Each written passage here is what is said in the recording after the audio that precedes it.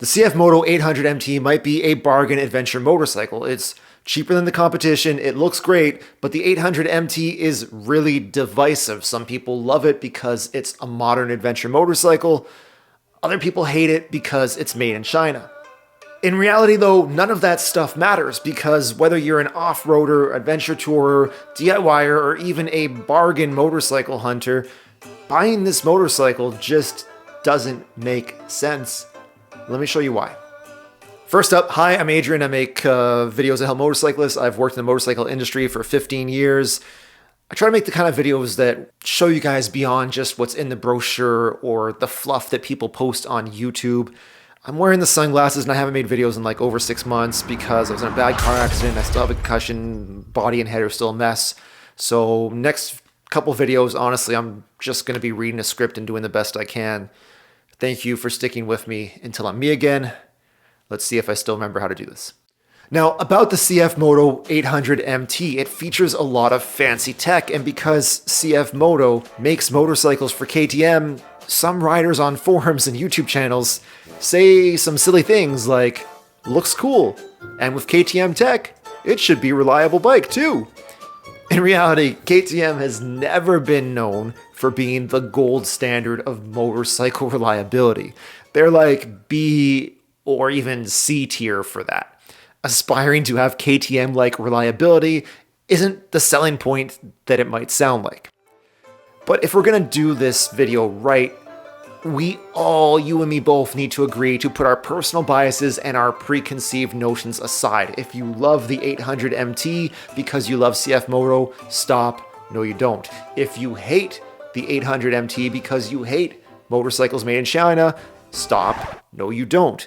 From here on, no fanboy, no hater stuff, no brand loyalty, no politics. Let's just look at the facts and the hard evidence, and let's try to solve the mystery of who, if anyone, should actually buy a CF Moto 800 MT. Who is this bike for?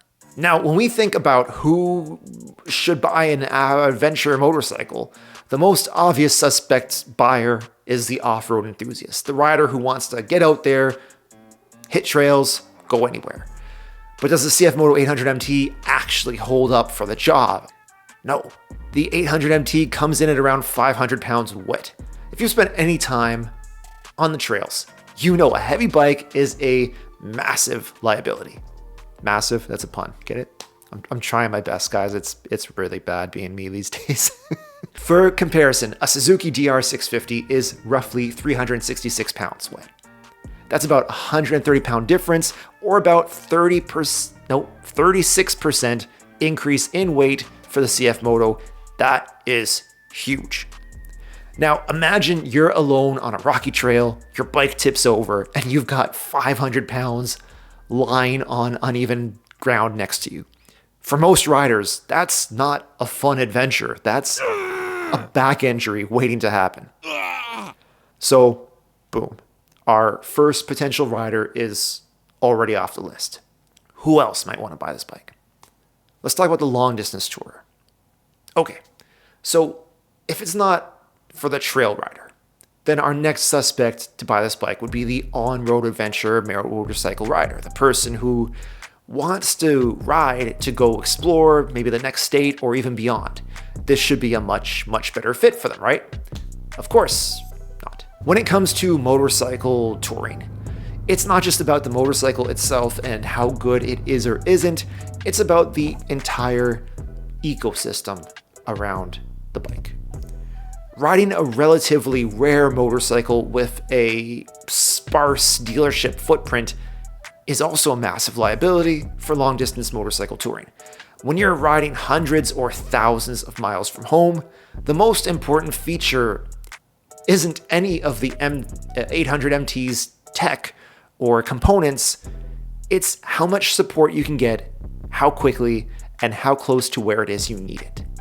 That's what can make or break your dream motorcycle adventure in an instant. Personal story time. Every year for the last 3 years, I take a month off of work and I ride my motorcycle all across Italy.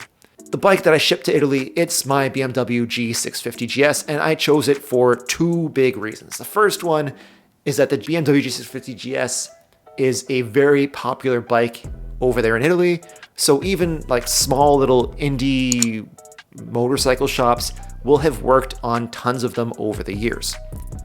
And number two, despite the fact that Italy is only roughly the same surface area size as the state of Arizona, it has over 110 BMW Motorrad dealers. Let that sink in for just 1 minute. Imagine the state that you plan to ride to or ride in has 110 dealers of your brand in it. That is a massive safety net that you can fall back on when you're far from home. As somebody who's broken down on my motorcycle in a foreign country, there is nothing sweeter than knowing, you know what, my motorcycle is so popular with so much dealer support that no matter what, everything is going to be fine. Quick favor, if you ride an ADV bike, or if you're shopping for one, drop me a like. No, concussion moment. Drop me what bike you have in the comments. I want to know what other riders are actually buying too. So yeah, let me know. I guess you could drop me a like too, but let's keep going. By comparison, across all 50 states, CF Moto only has in total about 300 motorcycle specific dealers. That averages out to just 6 per state. If one little thing goes wrong, that motorcycle ride that you booked time off of work for, it's ruined. The support just isn't there to make this bike the ideal purchase for the long distance motorcycle tours. This leads us to the counter argument that you might already be screaming at your screen right now or angrily typing in the comments section. I don't need no dealer, I'm a real man, I fix my own bikes. All right, well, this is probably the most critical part of our entire investigation that we're doing here in terms of the overall health of motorcycling in 2026. This is super important, especially moving forward. I've made dozens of videos showing you how to service your own motorcycle because I truly believe everyone should do their own motorcycle maintenance. I'm 100% on board with you on this. I hear you. But I'm also telling you, with these modern motorcycles, the days of being able to ignore small issues until we can fix them later on at home, those days are gone, okay? Modern electronics have totally rewritten the rules on guys like us. Let me give you an example that's becoming the norm now.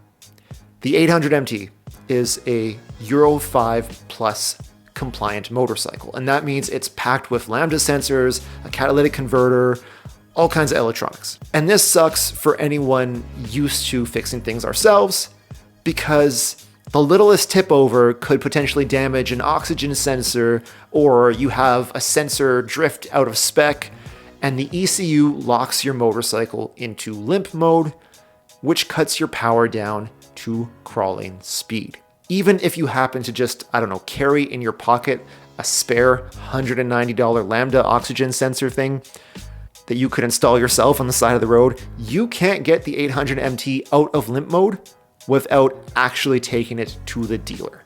No matter how good of a home mechanic you are, the ECU stays locked until you go to the dealer. In my opinion, this is a total violation, infringement, whatever, on our right to repair. It turns what could have been a small home repair into a costly dealer visit that I don't want to take. It is exactly what's wrong with motorcycling in 2026, and that's why the CF Moto 800 MT doesn't really make sense for us DIY folk. So who should buy the CF Moto 800 MT? We know the serious off-roader is out. We know the long distance tour is facing a huge risk. The DIYer can still do most of the work, but less than what they could do with a 2024 bike. But what about my favorite riders? The cheap bastards. First, the real cheap bastards like me, you guys would never consider buying a new motorcycle, so let's call you instead the bargain hunters. Since we're being detectives to solve the mystery of who should buy a CF Moto 800 MT, let's follow the money and see where it takes our investigation, because on the surface, the 800 MT, it looks like a great deal. CF Moto gives you more features for less money than the big Japanese or European brands. But motorcycles don't just cost what you pay on day one. They cost what you lose when you sell them, plus whatever you have to pay to keep them running in between. Those established Japanese and European brands with strong reputations and dealer networks, they hold their value better because buyers trust them.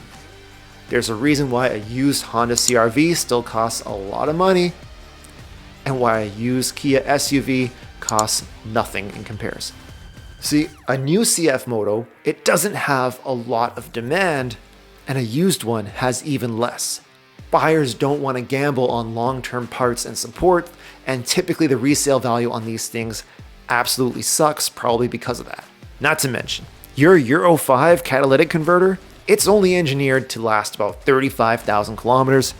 My head's too shaken up to do the calculation on the fly of what that is in miles, maybe mid-20 sums. I'll put on the screen. The point is, if your cat fails and you're out of warranty before you sell it, if you're not going to be able to get out of limp mode, you're going to have to pony up, I looked it up, $700 for the part, plus labor to install it, to get a new one from the dealer, or your bike will be locked in limp mode, and definitely no one is going to want to buy it from you. But if you buy any non-Euro 5 Plus motorcycle, you can just spend like $30 on Temu and remove your cat yourself. That's no problem. That is unique to the CF Moto. That's basically every new bike in 2026, which is why people like me, the cheap bastards, we love our pre-2025 motorcycles. I literally have 2 catalytic converters for my BMW GS on a shelf in my garage, because not only can my bikes run just fine without them, they actually probably run better without them.